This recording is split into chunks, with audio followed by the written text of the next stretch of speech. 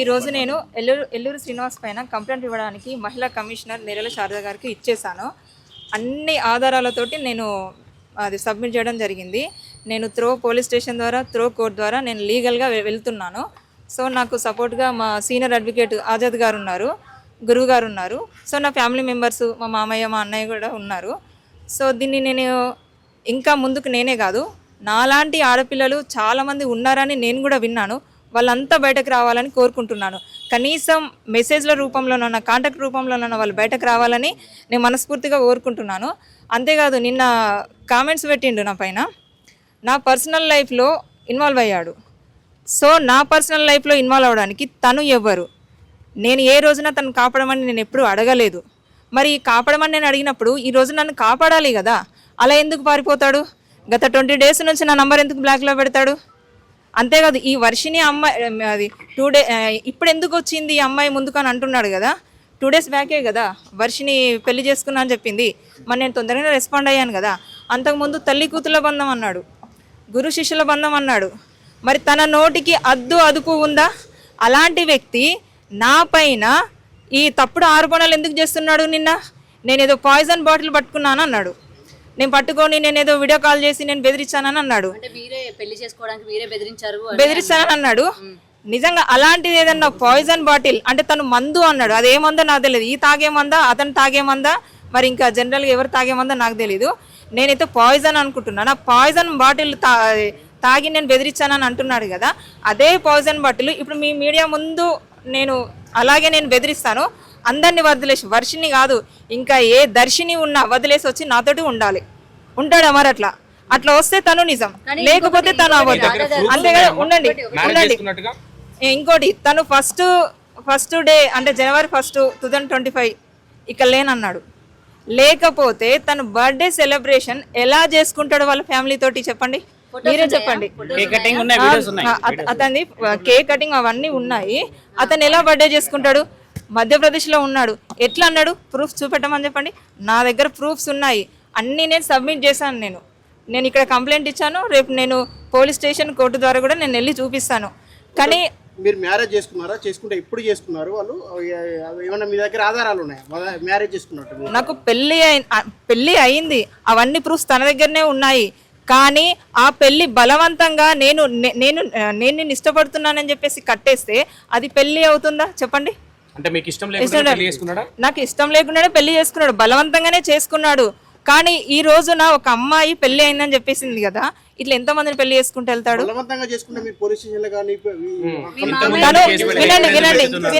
వినండి, తనని నేను అడిగాను, ఇది కరెక్ట్ కాదు అని చెప్పాను.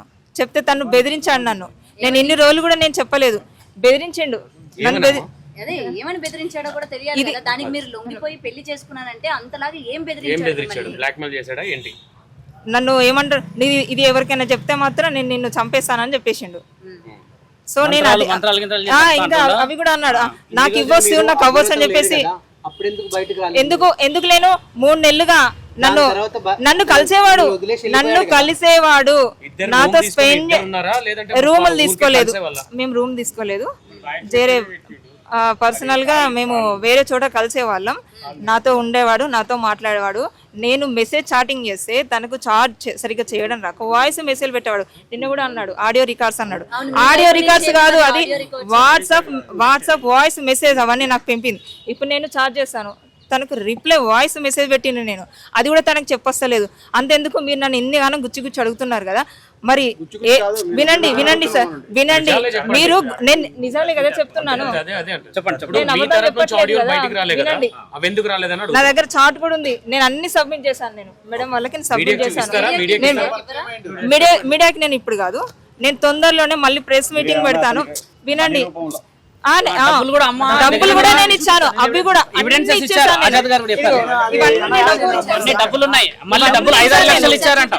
ప్రూఫ్స్ లేకుండా కూడా నేను ఇచ్చాను. అంటే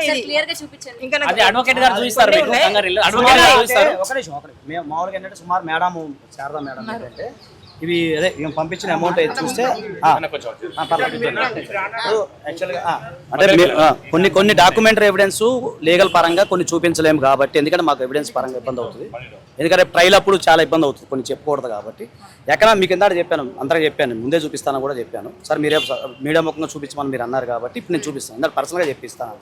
అలాగే నాన్న ఇప్పుడు ఏమన్నా అంటే సుమారుగా అంటే మేము లెక్కేసాం, అంటే శారదా మేడం ఈమె మేము లెక్కేసుకుంటే సుమారు 3 లక్షలు అంతేనా, 3 లక్షల చిల్లర, అంటే 3,15,000 అంత లెక్క వచ్చింది. ఏమిచ్చింది పర్సనల్గా. So it leads to cheating. మేము అది కూడా మేము డబ్బులు కూడా ఈమె దగ్గర వసూలు చేయడం జరిగింది. ఏం చెప్పాడు? తన కారు రిపేరింగ్ లో ఉండే ఆ ఫొటోస్ కూడా నా దగ్గర ఉన్నాయి, నేను కూడా సబ్మిట్ చేసేసాను. సో దానికోసమని నేను ఇవ్వను, అవి కొన్ని లీగల్ గా పర్సనల్ గా మేము ఉంచాలి.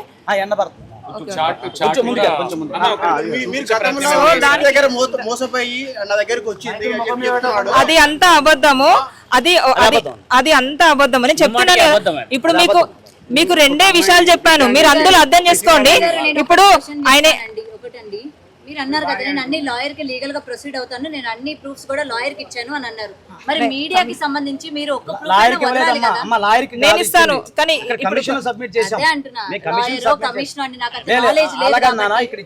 ముందు ఇంకా మనం కలుస్తానే ఉంటాం కాబట్టి నేను ఒక్కొక్కటి నేను పాస్ చేస్తా ఉంటాను.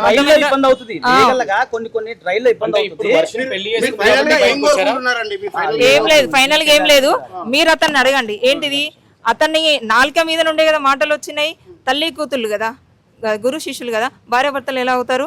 మరి ఏ సనాతన ధర్మంలో రాసుంది, ఏ చట్టంలో రాసుంది? వాళ్ళ అక్కడ అఘోరిలో ఇదేమన్నా ఉన్నదా? ఆయనను చూపెట్టమని చెప్పండి. అంతేకాదు అతను ఫస్ట్ ముఖాముఖి ముందుకు రమ్మని చెప్పండి. ఆయన వచ్చిన రోజున నేను నా కుటుంబం, వర్షిని వాళ్ళ కుటుంబం, సార్ వాళ్ళు, గురువు గారు వాళ్ళు అందరు ఉంటారు. చుట్టూ మీ మీడియా ఉండాలి, అప్పుడు నేను నిరూపిస్తాను. ఒక్కొక్క రుజువు కావాలన్నారు కదా.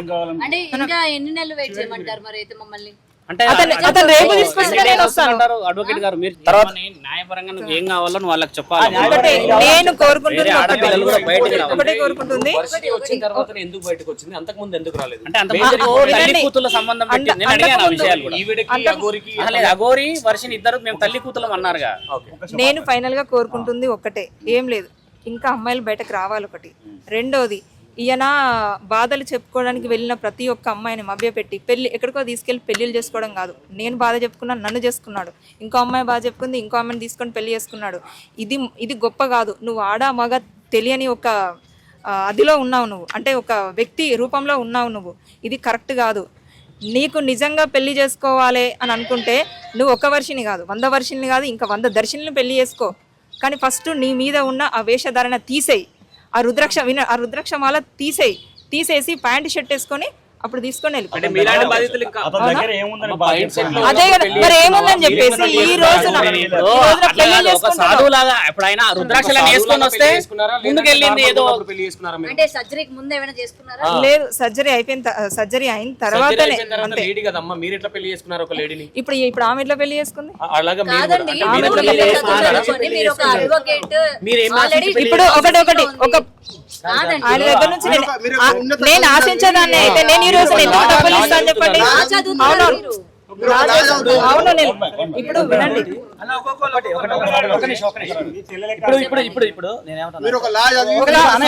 ఒక ప్రభాకర్ గారు కానీ, ఒక ప్రియా చౌదరి గాని, ఒక ప్రొడ్యూసర్ గాని వాళ్ళే తన మాయలో పడిపోయినప్పుడు నేనెంత చాలా చిన్నది. వినండి, పెళ్లి చేసుకోలేదు, వాళ్ళకి పెళ్లి చేసుకోలేదా?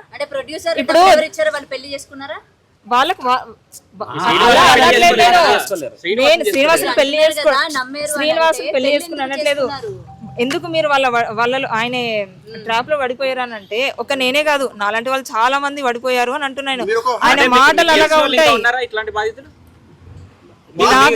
అంటే నేను ఇప్పుడే ఒక 2 days నుంచి విన్నాను, ఉన్నారు అని విన్నాను. మీ మీడియా వాళ్ళు చెప్తేనే నేను విన్నాను.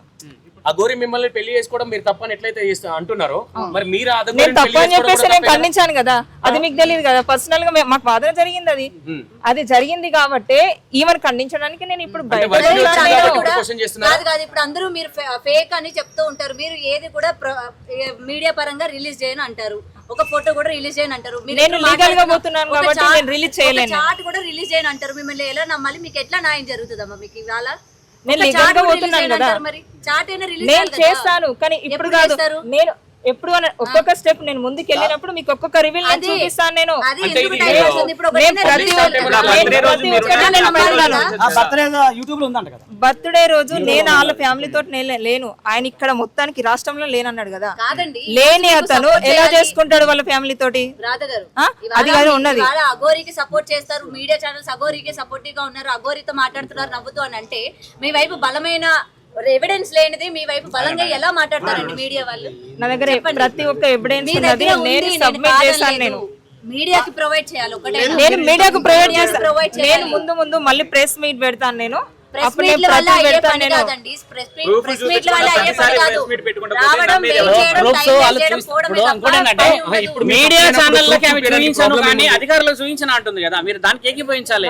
సరే, అధికారులు చూడండి, మీడియాకి చూపించే ఒక ఇప్పుడు ప్రతి చిన్నదానికి ఒక వీడియో చూపించారు కదా. కాదు కదా. అంటే మిమ్మల్ని ఏది క్వశ్చన్ చేయొద్దని ఇప్పుడు ఇంకోటి, ఈ రోజున నేను బయటకు వచ్చాను అని అంటే ఏం లేకుండా పెళ్లి చేసుకుని అన్నది పెళ్లి గురించి చెప్పలేదు కదా అక్కడ. ఏం లేకుండా ఇప్పుడు బలవంతంగా చేస్తున్నాడు తాళి కట్టిండు అన్నది. నాకు మ్యారేజ్ అయిపోయింది. ఇద్దరు పిల్లలు అంట కదా మీకు.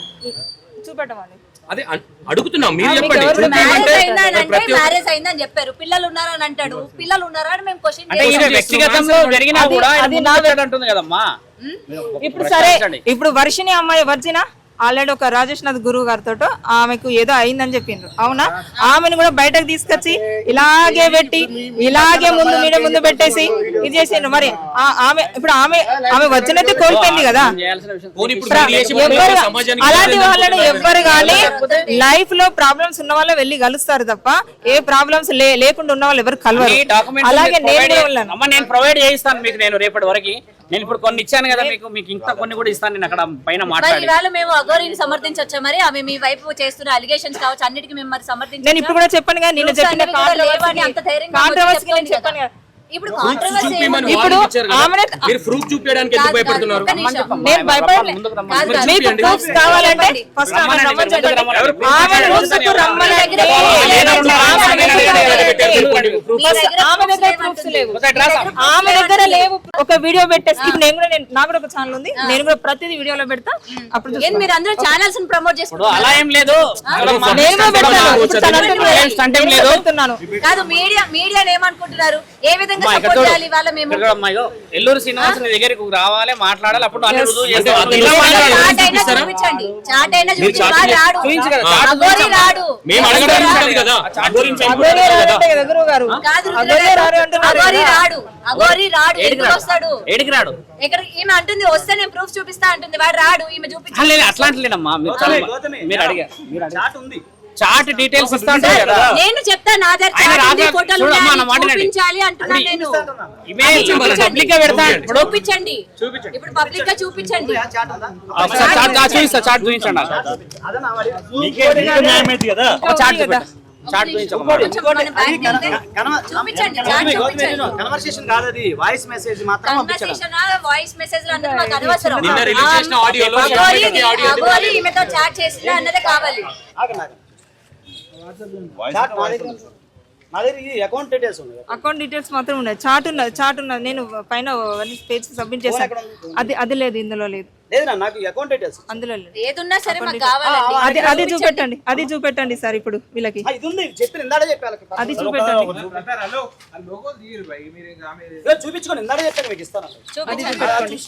ఇది అఘోరి పేరు మీద మీరు ట్రాన్సాక్షన్ చేసినట్టు అఘోరి పేరు చూపించండి, శ్రీనివాస్ పేరు చూపించండి, ఎంత ట్రాన్సాక్షన్ చేశారనేది కూడా చూపించండి. అంటే ఫోన్ నెంబర్ మీకు ఐడియా అన్ని డిస్కస్ డిస్కస్ కాదు, పైకి చూపించండి. అది కాదు ఎక్కడ కాదు నేను చెప్తా. ఒక్క నిమిషం. చూడాలి. నాకు కాదు. ఎవరు? ఎందుకు మీకు న్యాయం కావాలి? ఆయనకు ప్రాబ్లం అయితే మీకేమి? ఏం కాదు, మేము బ్లర్ వేసుకుంటాం. చేసిందే నేరం కదా, మళ్ళీ దాన్ని బ్లర్ చేసుకోవడం ఎందుకు, చూపించకపోవడం ఎందుకు? సరే ఇప్పుడు మీడియా ప్రకారంగా ఇప్పుడు నన్ను నమ్మి చాలా మంది మీరు వచ్చారు కాబట్టి నేను ఈ అమ్మ దగ్గర అన్ని కాగితాలు మీకు సబ్మిట్ ఖచ్చితంగా చేస్తాను. నేను మీడియా ముందుకు వచ్చాను. అసలు నా లైఫ్ స్టైల్ ఇది కాదు. నేను చాలా ప్రెషర్లతోటి నేను ఇంటికి వెళ్తే నేను చాలా ఫేస్ చేయాల్సి వస్తుంది. అలాంటి సిచ్యువేషన్ లో నేను ముందుకు వచ్చాను. అర్థమైందా? కొంచెం అర్థం చేసుకోండి, సగటు ఆడపిల్లను. అర్థమైందా? నేను ఇప్పుడు అగోరిలాగా బరి తెగించి బట్టలు ఇడిచి తిరగట్లేదు. అర్థమైందా? తల్లి కూతుళ్ళు అంటే కూతురు ముందు తల్లి అవుతున్న బట్టలు ఇప్పి కూర్చుంటుందా? మీరే అర్థం చేసుకోండి. తల్లి కూతుల మందం అని చెప్పేసి వారభర్తలు అంటూ రామనోటికి అద్దు అదుపు లేదు. ఇప్పుడు నా మీద కూడా తప్పుడు ఆరోపణలు అలాంటివే చేసింది. అర్థమైందా? నా పర్సనల్ లైఫ్ లో నేను ఏది అనుకుని పోలేదు. ఒక భక్తురాలుగా ఒక అమ్మ అనుకుని, అంటే అగోరి మాత అనుకుని వెళ్ళాను నేను. ప్రతి ఒక్క ఆడపిల్లకి ఒక క్వశ్చన్ చేయాలనుకుంటున్నా. ఎదురుగా గుడిలో కనిపించిన దేవతల్ని నమ్మరు మీరు. ఇట్లాంటి వాళ్ళు వచ్చి నేను భక్తురాలు వాళ్ళు దేవుడు అంటే ఎట్లా పోతున్నారండి? ఒక క్వశ్చన్ చేస్తున్నాను. లేదు నేను మామూలుగా అడుగుతున్నాను, నాకు వచ్చిన డౌట్ కొద్దిగా అడుగుతున్నాను. నేను గుడిలో ఉన్న దేవుళ్ళని నమ్మరు మీరు. ఇట్లా వీడు ఎవడో వచ్చి నేను దేవుడిని నేను దెయ్యాన్ని అంటే మీరు పోతున్నారు భక్తులు అని చెప్పి. చదువు ఇప్పుడు వాళ్ళ రూపంలో వీళ్ళు అచ్చారనే వెళ్తున్నామమ్మా మేము. అదే ఎందుకు వెళ్తున్నారండి? ఎందుకు వెళ్తున్నారు? వాళ్ళు అన్యాయం అయిపోయారని చెప్పి ఎందుకు ఇట్లా బయటికి రావడం? బయటికి ఒక వినండి, మేము బయటకి రావడం చాలా తక్కువ. మేము మీడియా వాళ్ళే చూపించేది చాలా ఎక్కువ. ఇప్పుడు వాళ్ళని కూడా, ఇప్పుడు వర్షం వాళ్ళ ఫ్యామిలీ కూడా నేను కలిసాను. సో వాళ్ళ ఫ్యామిలీ ఏమంటున్నారు? మీకు సపోర్ట్ గా ఉన్నారు వాళ్ళ ఫ్యామిలీ? నాకు సపోర్ట్ గానే ఉన్నారు. వాళ్ళు కూడా వస్తున్నారు కదా, వాళ్ళతో కూడా మాట్లాడండి. ఓకేనా? మీరు మాట్లాడుకోండి, నేను వాళ్ళని కన్సల్ట్ చేస్తాను.